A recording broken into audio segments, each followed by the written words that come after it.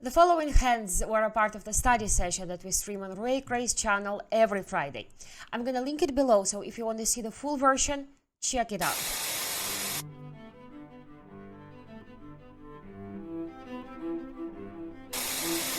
Okay, this hand, maybe this one is the interesting one. I think. We see bet on 4 deuce with 8-7. We have a flush draw. The turn is an ace of spades, which is very, very interesting turn card. He's gonna have as many ace highs as I am, so it's equally good for both. He probably has more flush draws than me. Flushing card is better for him.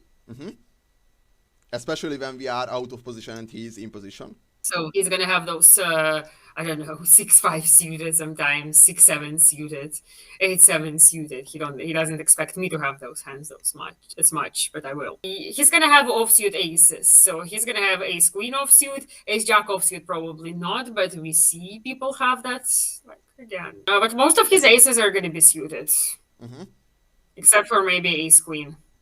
Yeah, I totally. And they don't fold on the flop. They doesn't fold, right? There is a theoretical thing which we have to talk about. When you are c-betting on 4 deuce with your tire range on the flop, and it has a flush draw on it on the flop, and the turn is a flush card. But I'm supposed to check right? You're supposed to check all of your holdings. Yeah, I don't. I tell you, I'll be honest, I don't do it this way. One is it's a flush card, so our opponent has more flush. This is the first thing. The second thing, we are out of position, so we can't realize that much equity with our kings and the queens. And for example, if we have ace kings, it's also a shaky triple barrel if we want to triple something.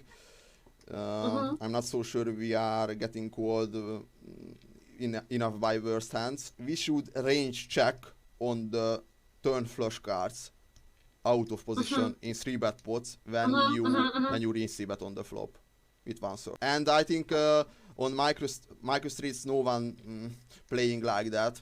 But if we imagine the both range, what is our and our opponent range, we can easily get on that conclusion. We doesn't have much equity with our range, and he has a ton of nuts, and we doesn't have enough nuts. So, as we said before, we have an overpair advantage, and when the overpair advantage is gone, because the flushes come there or a turn ace is coming, we can't barrel so much, and in this situation we should check everything. This holding, I think, should be a check raise all in at this point. Yeah, you one sword on that turn, and yeah, this won't be good in my opinion. Especially our opponent is betting on a turn very, very frequently, so from an exploitative standpoint, I'm also leaning towards to check with those kind of holdings, and yeah, pretty much everything with aces, ace king, I am also checking. And if your opponent is an aggressive player, you should check call with your nut flush draws and not with 8 or 9 or 10 high flush draws, because when we are check calling with those hands and the river is a fourth spade, we couldn't do that much. But with a nut flush we can. So in my opinion, we should check raise only with our weakest flushes and not with the stronger ones. Okay. Okay. Got it. Okay. Okay. Yeah, and we tripled, and he called with ace 5, and I'm not liking his triple call there. But I think maybe because he was tagged as a whale, I'm like, okay, he's not folding an ace there ever. So. yeah, but they should, especially with a weaker one with no spades. Okay, queen 10 suited, we 3-bet the cutoff. The board is 7-7-3. We see bet. I like this. If this board is something like 7-6-5, I'm not sure about range c-bet on that flop. We can check on those really high frequency. And the turn is a 3, which is an interesting card. This is a double paired board, and it's a low double paired board, which is interestingly a very good one for the 3-betters. I have seen this board on the solver, and the game theory say that we can barrel on this type of turn card pretty high frequency. And I should ask, what is your bluffs and values there? I think if the board runs out, let's say, if the river is a brick, my triple barrels want to have a 10 or a jack in them. Because, we want to block 10s or jacks or queens. Mostly 10s or jacks because, again, queens are supposed to 4-bet this always. But again, I see people don't do this. So I think jack 10 would be the best triple. Yeah, I totally agree. Yeah, that would be a very good candidate to 3-barrel. And what do you think about this particular holding? So we have queen 10. Queen 10 is still a good one. Not the best one, but a good one. I wouldn't want to, let's say, barrel ace king because I have showdown value there. Okay. And you barrel with 8s, 9s, 10s, jacks, queens, kings, right? I think I bet 8s there, although it's tricky. Does he call with ace high again if we bet with 8s? This is the question. What worse hand is gonna call us?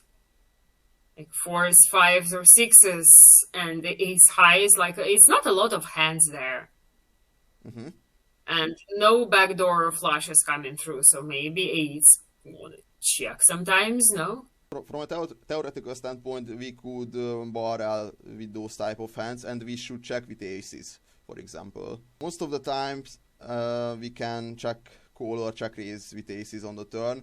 I think on that board where is no draws whatsoever, I'm leaning towards to check call with those. And when the board is quite draw heavy or draw heavy-ish, I would check raise with aces. Most of micro stakes regulars are not capable of bluffing enough on the river. So when they are not bluffing enough on the river, it's better to be check raising more often with over pairs than check calling. But for example, if our opponent is an aggressive player, we can very easily check call with kings also, because why not?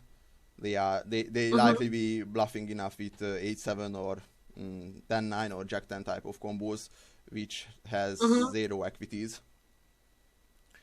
So okay. I like your c-bet there. This holding is a little bit mixed. It's quite close, I should say. It's 50-50. Okay, our opponent is calling, and the river is, and again, a very interesting river card. It's a 3. What do you think? My thought was I am piling it in, trying to get him over 8s or 9s. Maybe he was stubborn there with ace high. Hard for him to have 10s. They rarely trap with aces there. His best hand is going to be jacks or a random 7. So is this a good spot to triple barrel bluff with a bunch of airs, right? Yes, it is. Yeah, I totally agree. As I said, I have seen this board on solver, and the theory says on the river we should barrel everything what we barreled on the turn, which is funny because I don't see it every day whatsoever. Yeah. So yeah, I totally agree with the triple barrel there. And what you said, it's not too easy to call without a 7.